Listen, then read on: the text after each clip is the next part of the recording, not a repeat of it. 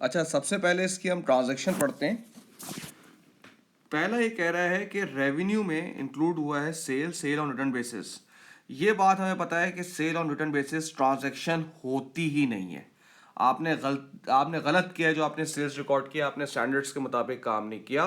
तो सबसे पहले आपने रेवेन्यू में जो sale on sale return record की हुई है हम उसको माइनस करेंगे, जिसकी सेल्स कितनी थी बेटा 4000, तो मैंने यहाँ पे कर दिया 4000 सेल से वापस कर दिया, और यहाँ से माइनस हुआ, और गुड्स की कॉस्ट कितनी थी वो 2500, वो मैं अपने पास क्या करूँगा बेटा ऐड करूँगा।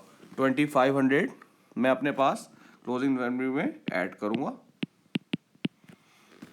ठीक है भाई, गुड्स हमने सेल किए थे रिटर्न बेसिस पे, तो हमने अपने पास रिकॉर्ड किए हुए थे रेवेन्यू में, और जाहिर सी बात है बेचे हैं तो क्लोजिंग स्टॉक से भी हमने परचेज से वगैरह से भी माइनस किए हुए होंगे। फिर वो कह रहा है कि depreciation on shop fitting had been entered in the books of account.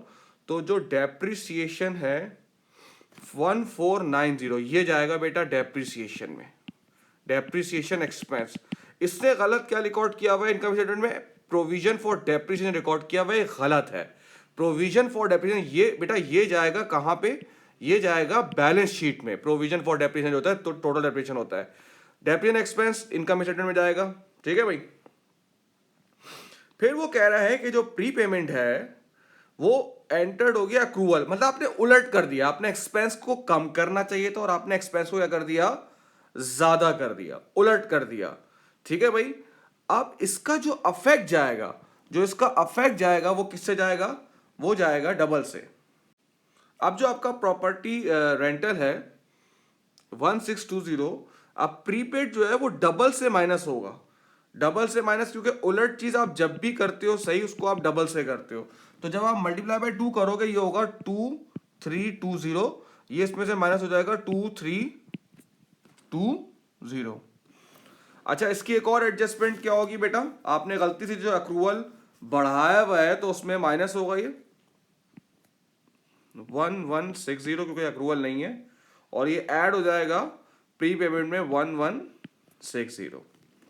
ठीक है भाई, अब फोर्थ है एक कस्टमर जो बैड डेट हो गया है। अब जब बैड डेट हो गया है बेटा तो ये कहां पर आ जाएगा, ये अदर एक्सपेंस में आ जाएगा, और दूसरा बैड डेट है एडिशनल इंफॉर्मेशन है, इसका मतलब एडजस्ट नहीं है, तो ट्रेड रिसीवेबल में से बैड डेट आप क्या कर दोगे, आपको पता होना चाहिए, माइनस कर देंगे।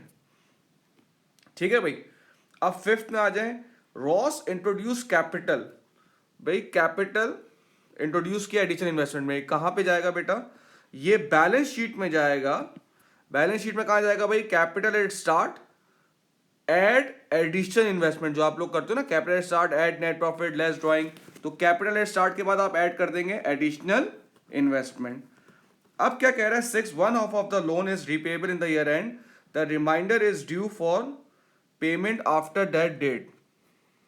सही है भाई, इसमें क्या कह रहा है, वो कह रहा है कि हाफ जो लोन है वो आप विद इन 1 ईयर पे कर दोगे, और जो बकिया हाफ है वो आपका क्या हो जाएगा भाई, नॉन करंट हो जाएगा। आप देखिए लोन है कितना, जरा मैं देखता हूं, ये रहा 8580 में से जो 1/2 है, जो इसका 1/2 है वो है 4290, ये आप जो है विद इन 1 ईयर में पे कर दोगे तो ये आपकी बन जाएगी करंट 4290, इसमें से बन जाएगी आपकी करंट लायबिलिटी, और जो 4290 बचा है वो आपकी बन जाएगी नॉन करंट लायबिलिटी। ठीक है भाई, इसमें वो क्या कह रहा है कि इतना जो लोन है इसका हाफ जो है आप विद इन 1 ईयर पे कर दोगे, और हाफ जो है वो बाकी आगे पे करोगे। तो जो विद इन 1 ईयर होता है बेटा वो करंट लायबिलिटी होती है, और 1 साल के बाद जो होता है वो नॉन करंट लायबिलिटी होती है। Thank you.